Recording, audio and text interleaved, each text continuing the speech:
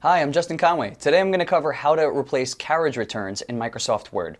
The reason you might want to do this is if you have a lot of data, sometimes for some reason, especially when doing importing and exporting, there'll be multiple carriage returns added to areas that you don't necessarily need them. I'll show you how to remove them. So the easiest way to figure out where your carriage returns are is to touch this button at the top here, and that'll show these little symbols here that represent carriage returns. To replace these all throughout the document, the easiest way to do that is to go to Edit, Find and Replace.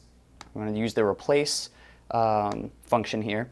And you're going to use a caret, which is Shift and the 6 key. It's the little symbol on the 6 key, and the letter P. And that is going to be the symbol to replace carriage returns.